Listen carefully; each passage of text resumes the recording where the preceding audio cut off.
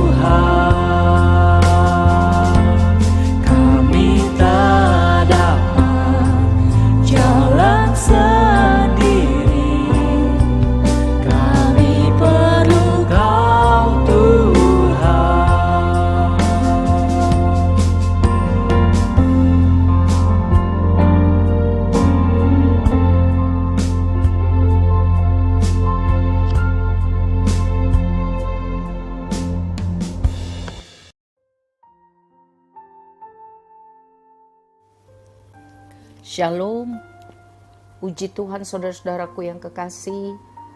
Kalau sampai hari ini tanggal 20 Juni 2021, kita masih diberikan kesempatan Tuhan untuk hidup dan beribadah. Puji Tuhan, terima kasih Tuhan, terima kasih.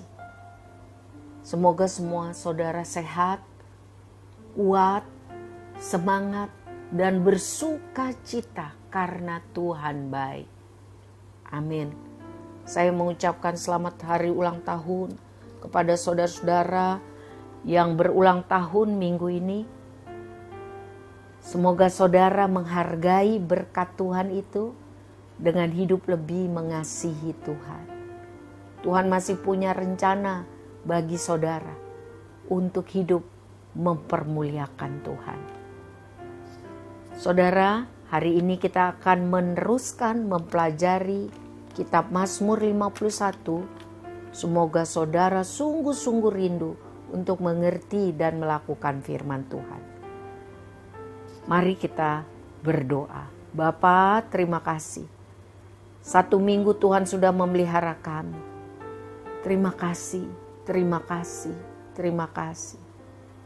Mohon ampun semua dosa salah kami ya Bapa, yang kami buat sengaja maupun tidak terhadap Tuhan dan sesama kami. Dan mohon kemampuan untuk mengampuni orang yang bersalah kepada kami. Bahkan kami mohon berkat Tuhan atas mereka, supaya mereka bertobat dan hidup dalam seluruh kebenaran Tuhan.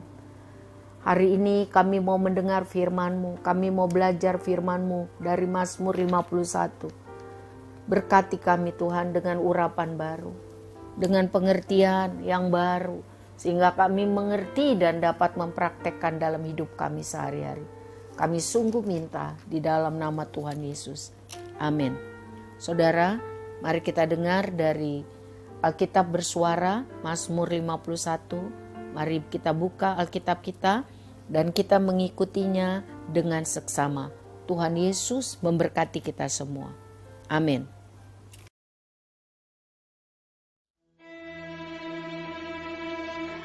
Untuk pemimpin biduan, Mazmur dari Daud. Ketika Nabi Natan datang kepadanya, setelah ia menghampiri Batsyeba.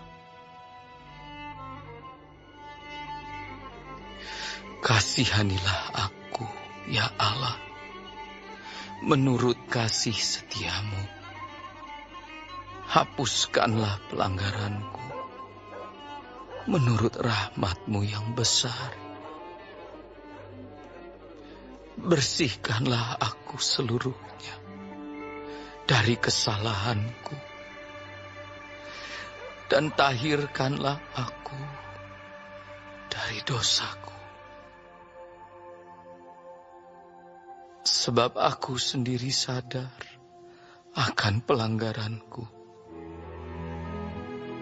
Aku senantiasa bergumul dengan dosaku. Terhadap Engkau sajalah aku telah berdosa dan melakukan apa yang Kau anggap jahat, supaya ternyata Engkau adil dalam putusan-Mu, bersih dalam penghukuman-Mu.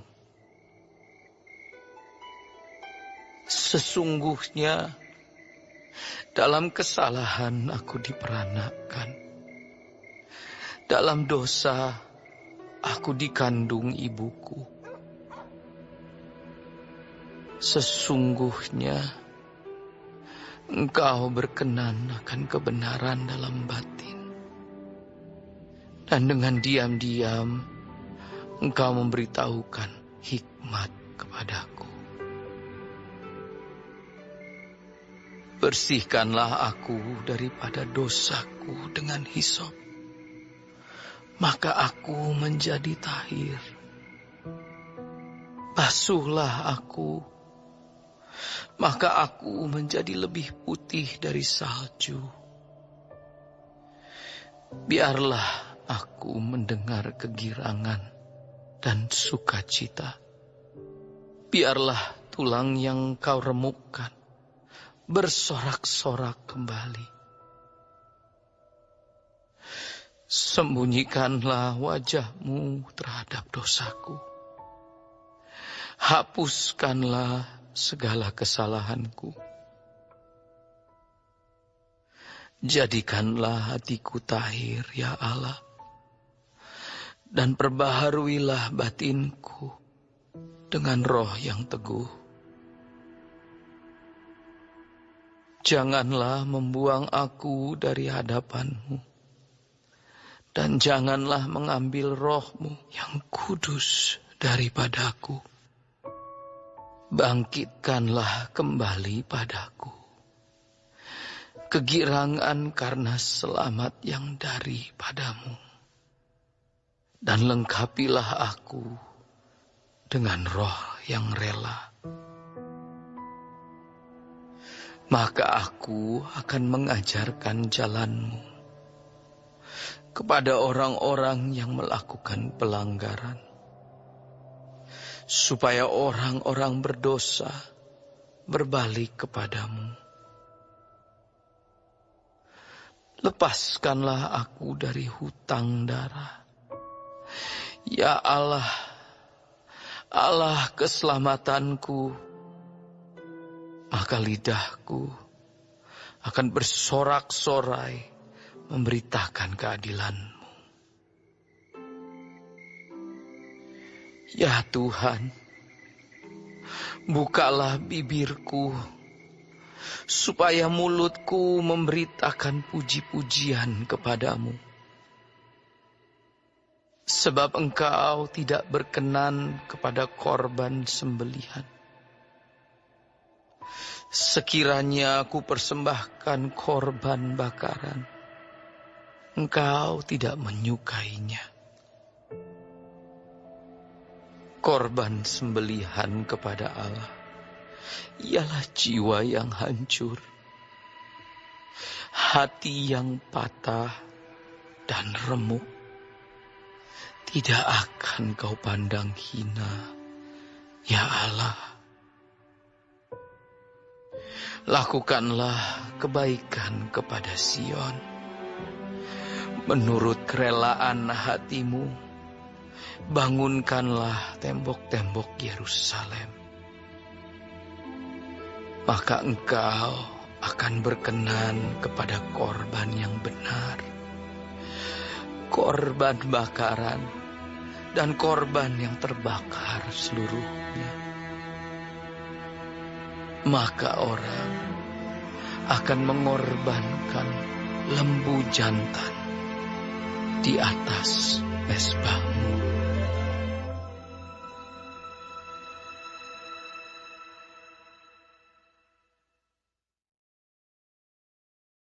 Saudara-saudaraku, Mazmur 51 ditulis oleh Daud. Berisi mengenai permohonan belas kasihan, pengampunan, dan pengudusan dari Tuhan. Memohon belas kasihan, pengampunan, pengudusan, dan akhirnya pemulihan dari Tuhan. Saudara, pada masa yang sulit seperti sekarang ini, akibat pandemi, seluruh dunia mengalami banyak krisis dalam kehidupan. Termasuk orang-orang percaya juga. Jadi kita semua memerlukan belas kasihan dari Tuhan. Kita perlu pengampunan dari Tuhan, pengudusan dari Tuhan, dan pemulihan serta pertolongan dari Tuhan. Sebab hanya Tuhan yang bisa menolong kita. Hanya Tuhan yang dapat memulihkan dunia ini. Perkataan Daud dalam Mazmur 51 ini berisi tentang pengakuan dosanya, dan dia mau bertobat dengan sungguh-sungguh serta berharap akan pemulihan kehidupan dari Tuhan. Lihatlah di ayat 3-9 tercantum bagaimana Daud sangat menyesali dosa-dosanya, yaitu perzinahan dengan Batsheba dan pembunuhan terhadap suami Batsheba. Tujuannya agar perzinahan itu tertutup. Daud merasa biasa-biasa saja. Tetapi waktu Nabi Tuhan menegur dia dengan tegas, barulah Daud sadar bahwa ia telah berdosa, terutama terhadap Tuhan. Saudara, semua dosa yang kita perbuat kepada orang lain sebenarnya sangat melukai hati Tuhan. Karena merupakan ekspresi pemberontakan kita terhadap kehendak Tuhan, terhadap firman Tuhan, terhadap cara hidup yang Tuhan inginkan. Tuhan sudah menebus dosa kita dan memberi kita keselamatan dengan gratis. Tetapi untuk hidup taat dan setia sampai akhir, kita harus hidup sesuai dengan kehendak Tuhan. Daud bertobat dari dosa-dosanya. Dia mengakuinya dan dia tidak mau melakukan lagi. Dan Tuhan mengampuninya. Sebab tidak ada dosa yang terlalu besar sehingga tidak bisa diampuni Tuhan. Tetapi ingat, Tuhan tidak menghapuskan konsekuensi dosa-dosa itu. Contohnya Daud. Kehidupan Daud dan keluarganya harus menanggung akibat perbuatan dosanya. Di dalam kitab 2 Samuel 12 tercatat bahwa pembunuhan akan terus terjadi dalam keluarga Daud. Yang pertama, Amnon, anak sulung Daud, memperkosa Tamar, saudari tirinya.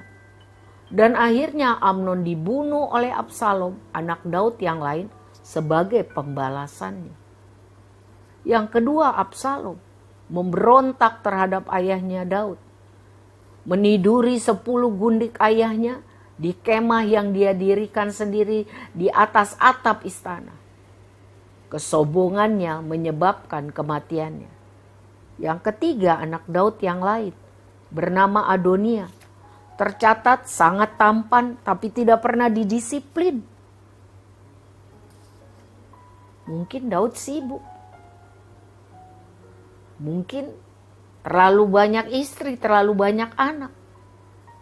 Terlalu banyak urusan. Sehingga anak tidak pernah didisiplin.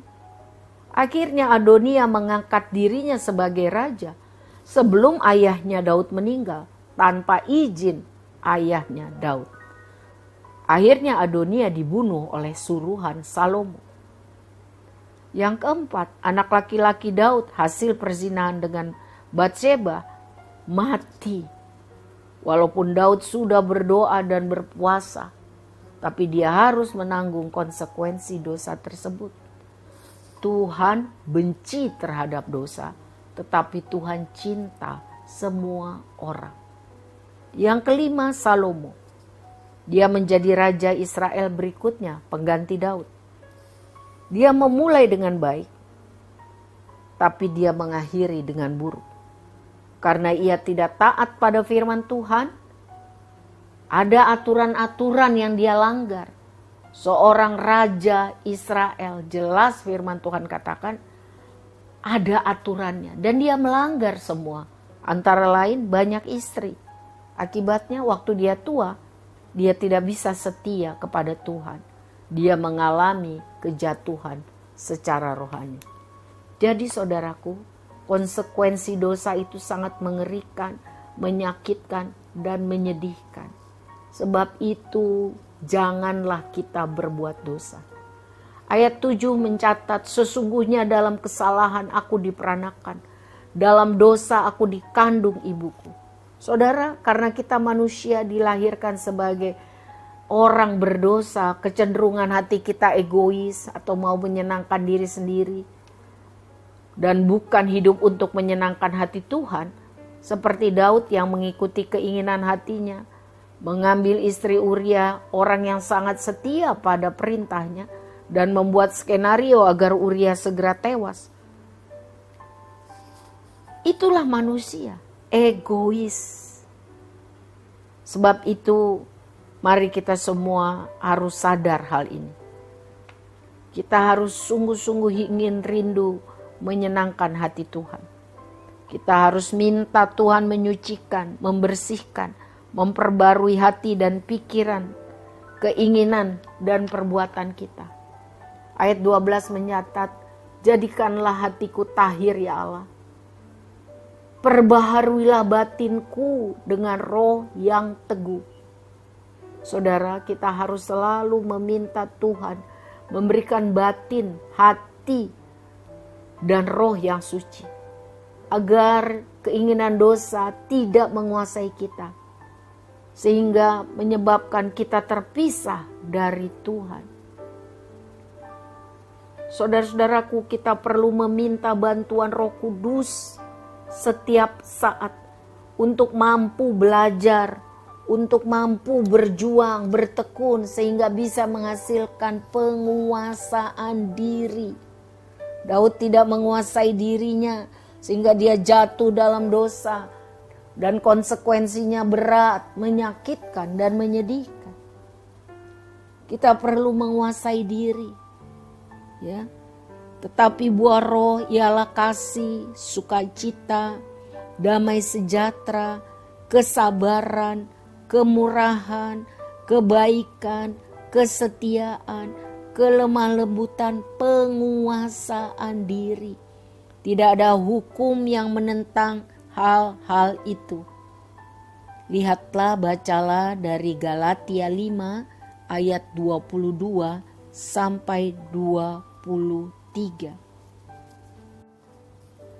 Penguasaan diri adalah seperti rem yang berfungsi untuk mengatur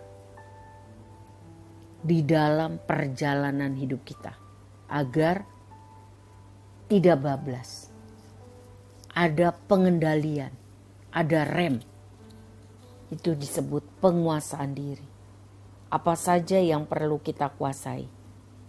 Sebab Tuhan ingin kita menguasai diri kita sepenuhnya, sehingga kita dapat menunaikan tugas, pekerjaan, tanggung jawab, pelayanan kepada Tuhan dan sesama kita.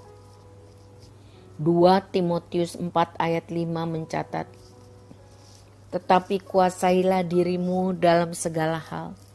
Sabarlah menderita, lakukanlah pekerjaan pemberitaan Injil, dan tunaikanlah tugas pelayananmu.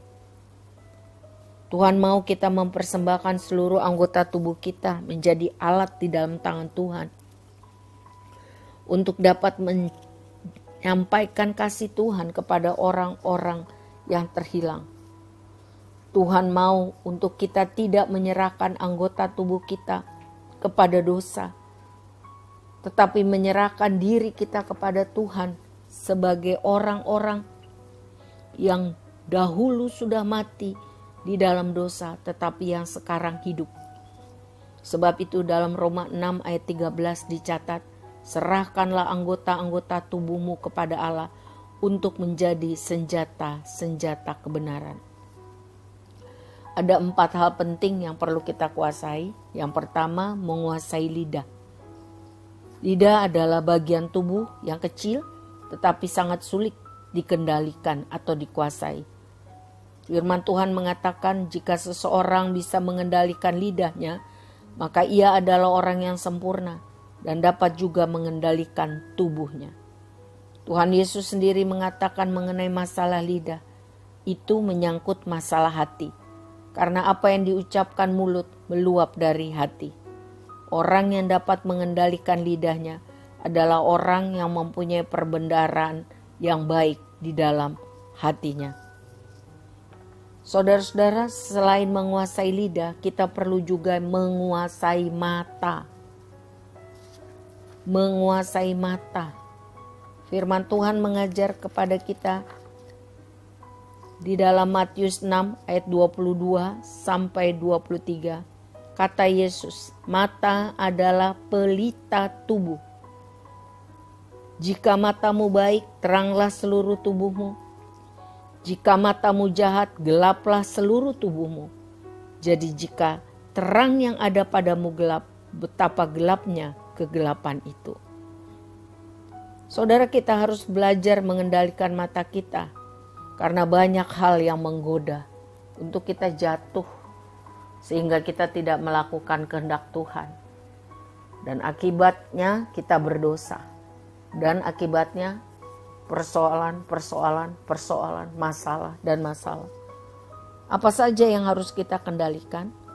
Yaitu menggunakan mata untuk nonton film, sinetron, YouTube, main games, Instagram, Facebook, dan lain, sehingga membuat kita terikat, bahkan melalaikan tugas kita.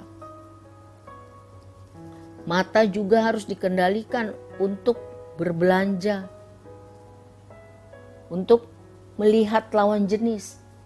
Hari ini kita belajar mengenai Daud yang tidak bisa mengendalikan matanya sehingga dia jatuh dalam dosa. Yang ketiga, kita harus belajar menguasai, mengendalikan perasaan kita atau emosi. Supaya kita belajar memiliki perasaan yang terdapat juga di dalam Tuhan Yesus Kristus. Filipi 2 ayat 5. Hendaklah kamu dalam hidupmu bersama menaruh pikiran dan perasaan yang terdapat juga dalam Yesus Kristus. Beberapa perasaan yang harus dikendalikan ialah amarah,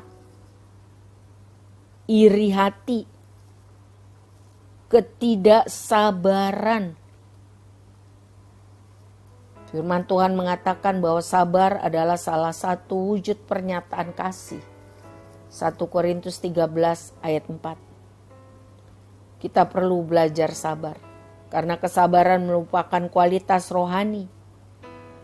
Ya. Orang yang kurang sabar, orang yang cepat bereaksi sebelum dapat menyimpulkan dengan baik dan matang,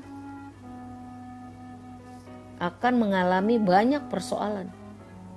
Kesabaran juga merupakan salah satu segi dari buah roh dalam Galatia 5 ayat 22. Dengan kesabaran, kita akan lebih berhasil dalam mengerjakan sesuatu.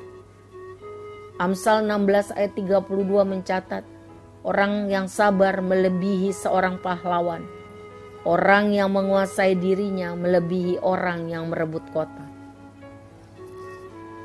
Berikutnya kita juga harus menguasai pikiran. Karena kemenangan atau kekalahan setiap pertempuran rohani dipengaruhi sekali dengan apa yang kita pikirkan. Rasul Paulus mengajak semua orang percaya untuk menguasai pikiran dengan memikirkan perkara-perkara yang berkenan kepada Tuhan. Filipi 4 ayat 8 mencatat, jadi akhirnya saudara-saudara, semua yang benar, semua yang mulia, semua yang adil, semua yang suci, semua yang manis, semua yang sedap didengar, semua yang disebut kebajikan dan patut dipuji, pikirkanlah semuanya itu. Jadi jangan berpikir jahat, berpikir kotor, berpikir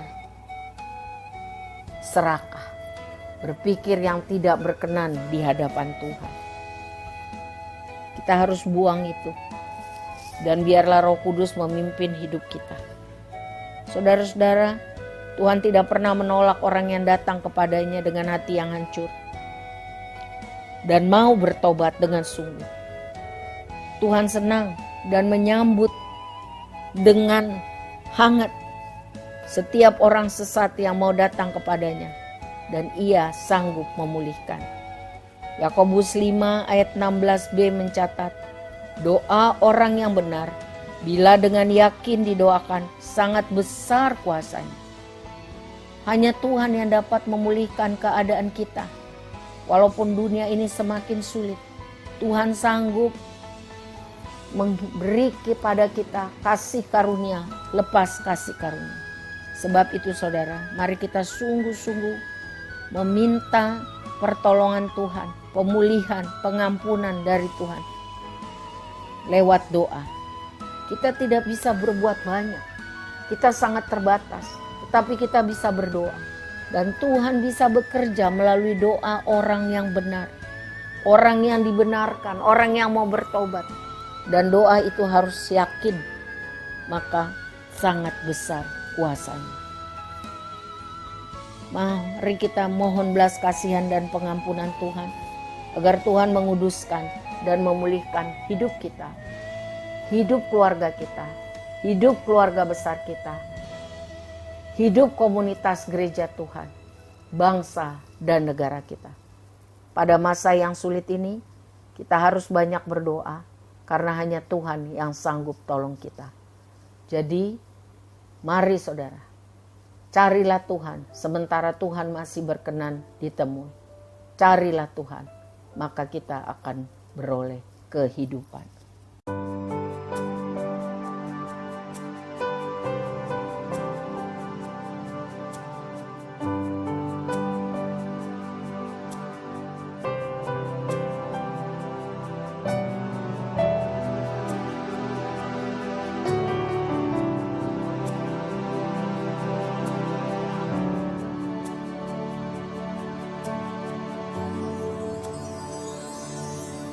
Besar mulia kasih-Mu, Kau korbankan hidup-Mu, curahkan darah-Mu sebagai ganti dosaku. Kau berikan harapan di dalam kesesakan. Agunglah perbuatan-Mu, Yesus Tuhan penebusku. Karena kasih-Mu yang selamatkanku, menyucikan dan menebus hidupku. Ku naikkan syukur buat pengorbanan-Mu, Maha mulia dan terindah Kau Yesus.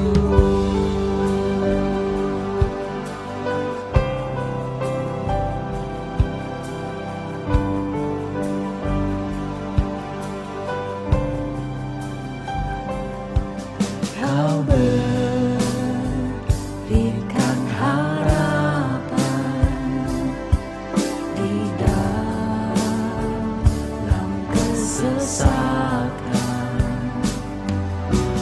Agunglah perbuatan-Mu, Yesus Tuhan penebusku. Karena kasih-Mu yang selamatkanku, menyucikan dan menebus hidupku. Ku naikkan syukur buat pengorbanan-Mu, Maha mulia. Karena kasih-Mu yang selamatkanku, menyucikan dan menebus hidupku. Ku naikkan syukur buat pengorbanan-Mu, Maha mulia dan terindah Kau Yesus.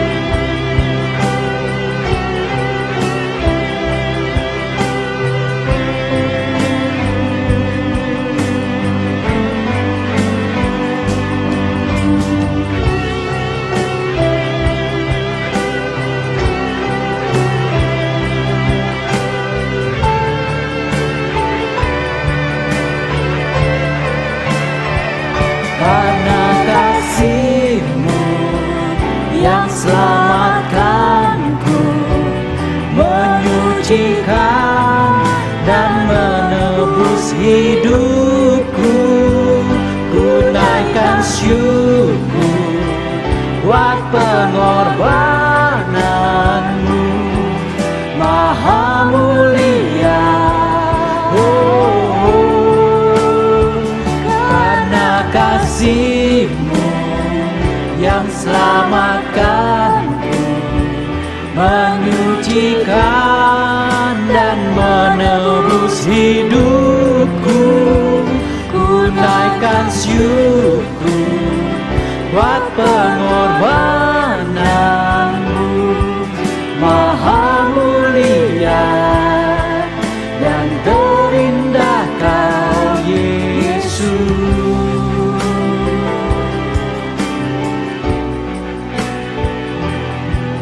Maha mulia dan terindah Kau Yesus.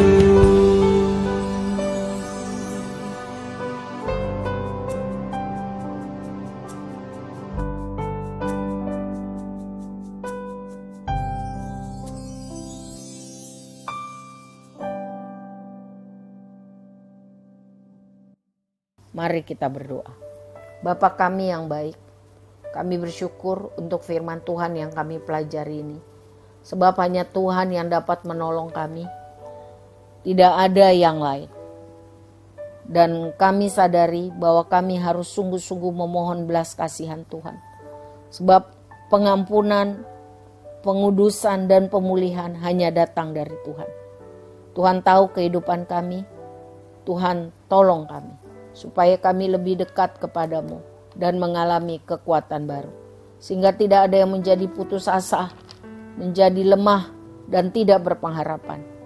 Tetapi kami kuat selama masih hidup, berarti masih ada kesempatan. Kami berterima kasih. Tolong kami dapat melakukan firman Tuhan ini. Tolonglah saudara-saudara kami yang sakit Tuhan, sembuhkanlah. Yang susah, yang sedih, yang berduka cita, hiburkanlah. Yang di dalam pergumulan apapun, kuatkanlah Tuhan. Kalau karena dosa, ampunilah, kasihanilah Tuhan, pulihkanlah. Kalau karena kurang hikmat, ampunilah Tuhan, ampunilah dan pulihkanlah. Sebab hanya Tuhan yang dapat memulihkan kehidupan kami. Kami bersyukur anak-anak sudah akan mendapat rapot naik-naikan kelas. Kami bersyukur, kami berterima kasih. Kalau anak-anak sekolah minggu akan memasuki sekolah minggu liburan, kami bersyukur buat guru-guru yang berdedikasi, buat orang tua yang sungguh-sungguh bertanggung jawab, dan buat murid-murid yang mau belajar. Kami rindu anak-anak sekolah minggu bertumbuh di dalam pengetahuan dan kasih kepada Tuhan, dan mereka sungguh-sungguh menjadi generasi yang memuliakan Tuhan.